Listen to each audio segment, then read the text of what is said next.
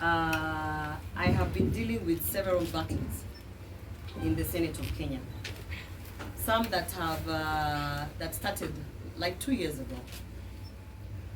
They started when I reported an issue of sexual harassment. And to be clear, what I reported is that I realized that my legislative agenda, I realized that my work in parliament, my activities in parliament, somehow they're being sabotaged and I'm having a difficult time. When I reflected on several things, I actually came to the conclusion that because I refused to participate in the sexual advances of the clerk of the Senate, Jeremiah Nyegenye, so many things which are in control, either through his office or by proxies, were happening to me. This is on record. I did a personal statement at the floor of the House. What you saw after that is a woman who was being persecuted for speaking up. You saw a suspension motion that was brought 2 times. The first time they brought it to the floor of the House, they realized that I was present, and so I would be accorded 20 minutes to defend myself. The whole House, that is the leadership of the House, the Speaker, everyone was aware that because I'm a person who speaks and I am very fearless, at that first motion they decided it's probably a bad idea to try and suspend her when she's present, because her 20 minutes in the protected area in Parliament, she will spend it wisely and she will inform Kenyans of what is happening in this country. So what they did at that first motion, you will see the majority leader going on record saying that some of this dirty linen needs to be washed outside of the public spheres. And the majority leader, Aaron Cheriot, is on record saying that they are going to have conversations outside of the plenary, and that the matter, they assured me and they promised me that at the bare minimum, there will be investigations, and whatever it is that I was reporting will be looked into, and that there will be a conclusion where all parties will be able to take responsibility and move forward. That did not happen. As a matter of fact, the majority leader never picked my phone from that day until the next motion, which they basically made sure that I was absent, that I was not in Parliament. So I was in New York attending the Clinton Global Initiative. At that time also the president and the whole State House delegation was in New York. So even anyone who could have intervened and brought it to the powers that be that something is going wrong, everyone was busy in the US. That is when they brought the motion to suspend me based on the report that I put that, hey, listen, there's an administrator, a senior person in Parliament, who is actually making my work so difficult because I have refused to participate in his sexual advances. Because I was absent on that day, automatically my 20 minutes of right of reply was lost because I was not at the floor of the House. So what happened is they passed it very quickly and I was suspended. I was suspended in absentia. You will hear many people saying that she was accorded time to come before the Powers and Privilege Committee to defend herself and substantiate the claims. That is not what happened. I reported an incident where I'm being harassed and where I am being treated unfairly. And what happened is that they charged me. They actually took my report and charged me. They made it a charge. They said, we are charging Senator Orwoba for disrespecting Parliament by alleging that there is sexual favors for legislative agenda. So that is not being accorded. That is being charged. And immediately after that, they prosecuted it by the motion. And immediately after that, I was suspended. We have been in this country, so you have lived through these events. I was suspended. Much later, because I put out a point to speak about this to the media, the majority leader called me and said he's going to broker a truce because they were afraid of the things that I was going to say. And they said, you know what, if you at least apologize to your colleagues who you have spoken ill of, we will reduce the suspension. You have seen me on record apologizing and saying, while I was seeking my justice, there are some of my colleagues who I might have rubbed the wrong way. I apologized to them. I said, I'm sorry, I was busy trying to seek justice, but in that way, I might have either come off aggressive or what, but I apologize. What you see after that is them reducing a sentence and bringing it down to, I don't know how many days. Within that reduction of the sentence, of the suspension, I didn't know that I was not supposed to be paid a salary. I thought that when you're suspended, you're not paid a salary, right? So the next time you see me at the floor of the House, what is happening? They have prescribed an apology. The clerk was part of the team that sat down and prescribed the apology. That is why he inserted his name into the apology.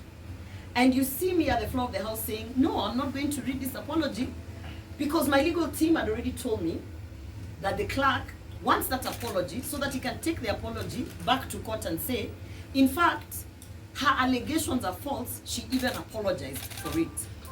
And if you go to the court proceedings, which are public, you will see that the clerk indeed, even after I gave the disclaimer, he indeed took the apology and used it in court for proceedings that are ongoing, saying that the fact that she apologized to me it shows you that she was lying. That is not true. I have reported an incident of sexual harassment. To date, there is a letter to Parliamentary Service Commission. The chair of Parliamentary Service Commission is the Speaker of the National Assembly.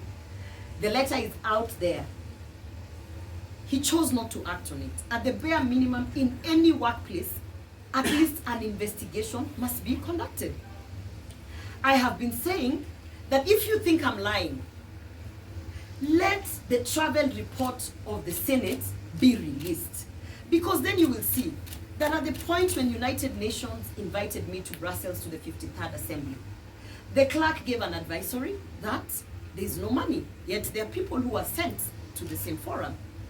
You will see this kind of shenanigans in terms of sex in exchange for trips, sexual favors in exchange for legislative agenda, sexual favors in exchange for all sorts of things, including office premises and locations.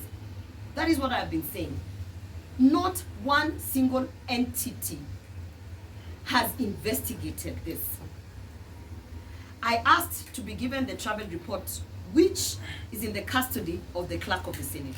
He is the custodian of the evidence that will show you that there's a lot of favoritism towards certain senators. We are 16 nominated women senators in the Senate. We are 3 elected women senators.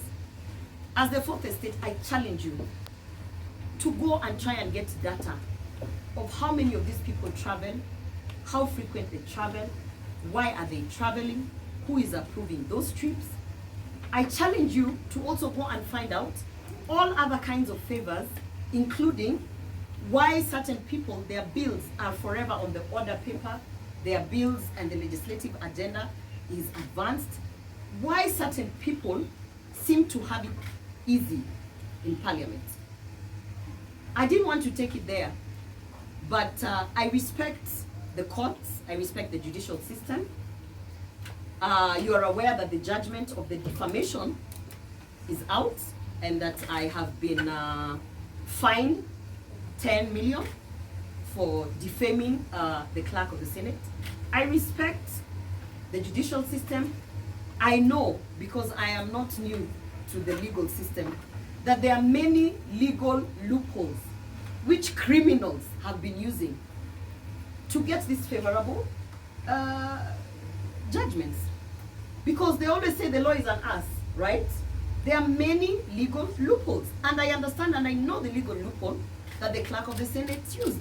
He made sure that he will influence that my motion to suspend me would come when I'm absent.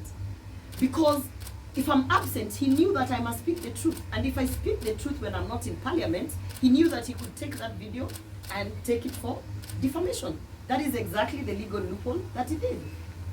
So his whole evidence is based on a video that I did in response to an already public engagement. It was already in Parliament being discussed that the clerk of the Senate is fighting with Senator Orwoba because Senator Orwoba has said that the clerk of the Senate, you know, is making her life hell because he's not I'm not playing ball. It was already in public through the parliamentary proceeding. He did not sue Parliament because he cannot sue Parliament. But he waited for me to respond because he knew that I had to respond, which I did. And that is the video that he took to take for the defamation. So I respect the process, the court proceedings. However, I don't agree with it, and that is why our country, we have an opportunity to appeal. So I have appealed, and I am appealing. And my legal team has taken it. Even the 10 million is absurd. It is meant to scare any member of parliament who thinks that they will wake up and say, this is true, this is happening. It is meant to scare any woman. Where we are today, and this is my message today, to women out there, all the women in Kenya, nobody is going to fight for you. You see some of us legislators going to Kericho to fight for the women who are working in the tea plantations. You have had the issue of sex for work. How can I go and fight for a woman in Kericho when I cannot fight for myself in parliament? We all know very well the culture that has been bred in these spaces. It's not only in Kericho. It is in EPZ, it is in all these workplaces, it is in our homes, where even our domestic staff members are subjected and put to a corner. We have seen politicians of high standing, veteran politicians, being told to turn around so that their behinds can be seen. We saw it the other day. The objectifying of women, it's become such a norm. Because if you raise your head and say, this is wrong, they suspend you, they illegally try to remove you from Senate, they hit you with a 10 million bill. But I want to say this. Wangari Maathai did not strip in Uhuru Park because it was easy, right? Nobody said it would be easy. There is a price to pay to end the culture of sexual harassment. And I'm willing to pay that price. And I'm willing to pick up that fight. And I'm willing and I'm ready. And if they thought that is what is going to silence me, that will not silence me, because I know there are staff members in parliament who are raped in that parliament. Staff members who work there. Any sexual engagement that is non-consensual, someone has not put their consent, that they have been backed to a corner, like we have seen our politicians on the platforms being told turn around, and they feel the pressure because you know who is this person and everything. That is rape. And I'm telling you, it is happening in parliament, and I'm not going to be quiet. I will speak about it. I mean, what else can they take away? Where I'm standing, I have served a suspension for 6 months. Where I'm standing, I have not been paid my salary forever, you know?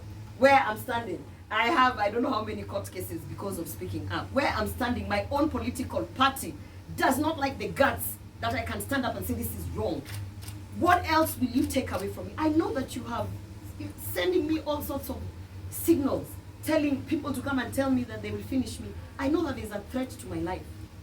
But I also know that there are so many women who are counting on me to keep my head up and to keep speaking the truth in times where many people will be harassed, intimidated, jailed, and even their lives taken away. Innocent Kenyans being shot because they dared to go to the street to even demonstrate. I know that. So I want to say this to Jeremiah Nyegenye. This is a battle that I will take to the end. Because what happened in parliament, to me, is just but the surface. The women in parliament are suffering, take it from me. They are having to do things that they would otherwise not even speak up in public. And so therefore, it is just time to end that culture. I believe there's space for us to politic without all this sex for work nonsense. And if we can go out and fight for the women in the tea farms, in the industries, wherever, we have to start from the spaces that we are in. It is wrong. I will never conform to it. And so I remain strong. My legal team, thank you, my legal team, for the work that they're doing. We continue to fight the good fight. And as you can see, do I look defeated? I don't think I don't look defeated. So if they thought this would bring me down, again I say it, as I've said it before, bring it on. The only thing that will end me here is that they will kill me. And that is a fight that we know we are ready. So in the event that I die, I want you to know that these are the battles that I am picking up and I am fighting, because I believe God put me there for a reason. So that is the long and short of it. Any questions? I have one question. From your experience as a member of parliament, do you think these issues only happen to those who are elected, or maybe they also happen to the staff?